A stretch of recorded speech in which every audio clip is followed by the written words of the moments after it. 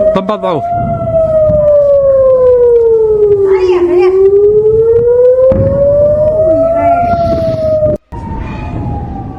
يا ابوي وصلنا الطلق.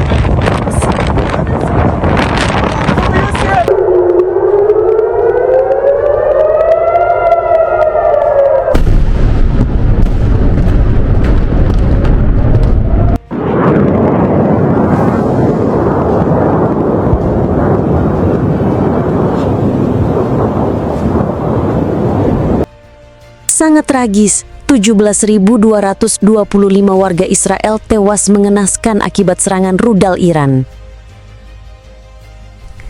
Konflik antara Iran dan Israel kembali memanas dengan serangan udara yang melibatkan Amerika Serikat, menimbulkan kekhawatiran akan perang besar di Timur Tengah.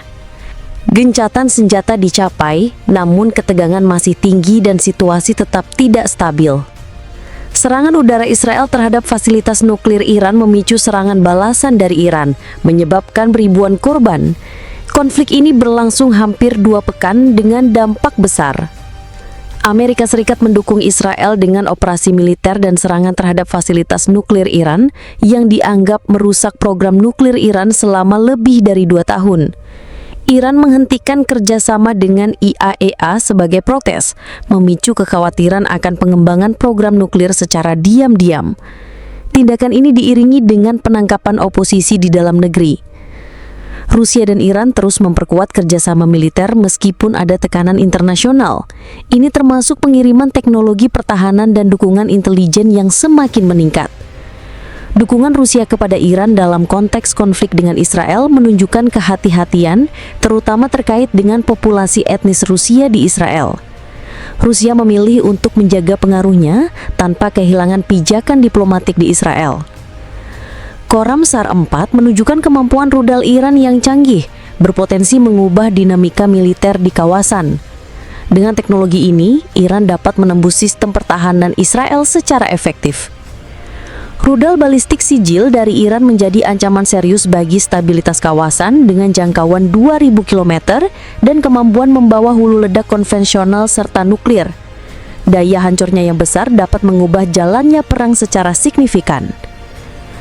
Rudal balistik Khorramshahr 4 menjadi ancaman serius bagi Israel dan Amerika karena kecepatannya yang ekstrim dan kemampuan menghindari sistem pertahanan.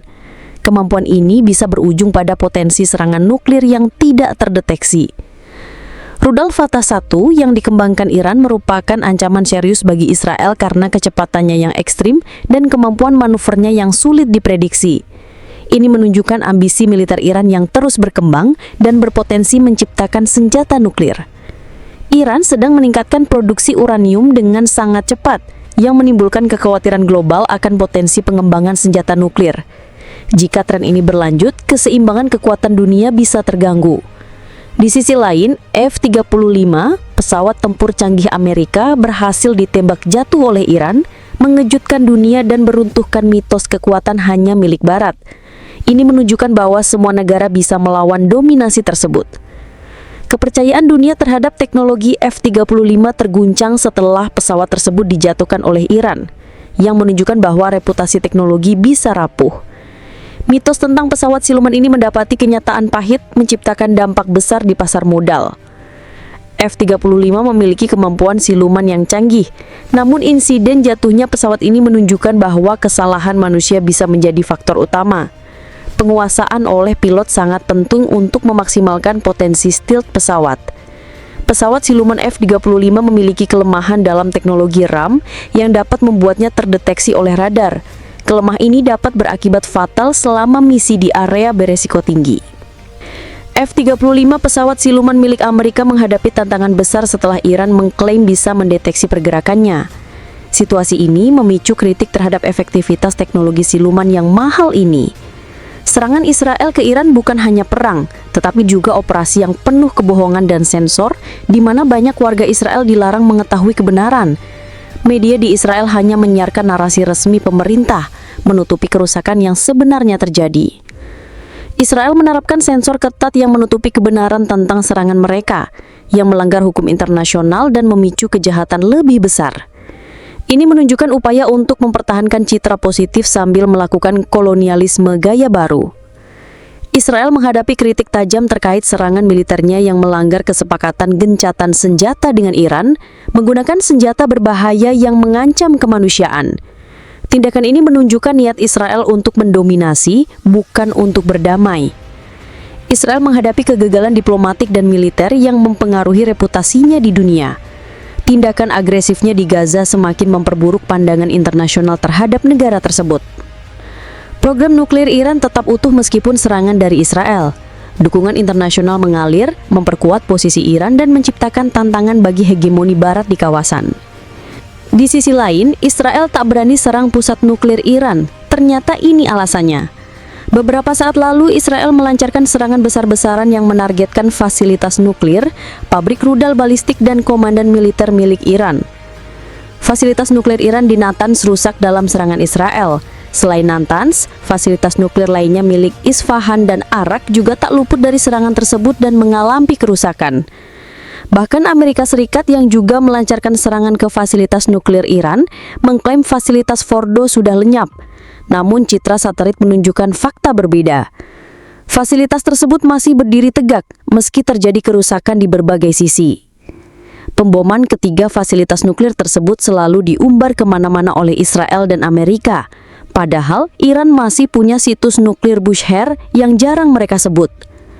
Lantas kenapa Israel dan Amerika tidak membicarakan Bushehr pada 19 Juni lalu? Seorang pejabat militer Israel mengatakan ada sebuah kesalahan yang diungkap juru bicara IDF, Brigjen Avi Defrin, menyatakan bahwa Israel telah menyerang situs nuklir Bushehr di Iran. Namun pejabat tersebut mengonfirmasi Israel hanya menyerang situs nuklir Natanz, Isfahan, dan Arak di Iran.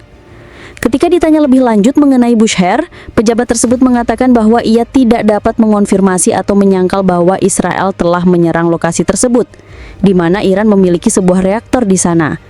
Demikian dikutip dari Times of Israel, Kamis 31 Juli 2025. Jawaban kenapa Israel dan Amerika tidak berani menyerang Bushehr adalah keterlibatan Rusia di situs nuklir Bushehr. Fasilitas Bushehr berkapasitas 1000 MW diselesaikan oleh Rusia pada Mei 2011. Pembangkit listrik tersebut telah menjadi pusat program energi nuklir sipil negara tersebut dan telah lama dioperasikan dengan kerjasama dengan Rosatom, badan nuklir milik Rusia. Pada awal Juni lalu, Rusia dilaporkan memenangkan kontrak untuk membangun 8 pembangkit listrik tenaga nuklir di Iran.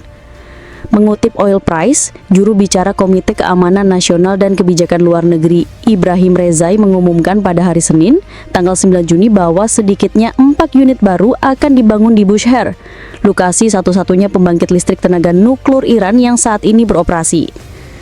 Kami punya kontrak dengan Rusia untuk membangun 8 pembangkit listrik tenaga nuklir di Iran. 4 diantaranya akan dibangun di Bushehr, kata Rezai. Adanya Rusia di belakang situs nuklir Bushehr, Iran terpantau tidak muncul dalam berita-berita di Israel. Sementara itu, mantan pejabat intelijen AL di IDF Dr. Eyal Pinko mengatakan, alasan Bushehr tidak diserang adalah karena itu PLTN, bukan situs pengayaan uranium. Selain itu, Bushehr, kata Pinko, terletak hampir 20 km dari garis pantai Uni Emirat Arab yang memperkuat kekhawatiran regional atas kecelakaan nuklir. Demikian diberitakan The Jerusalem Post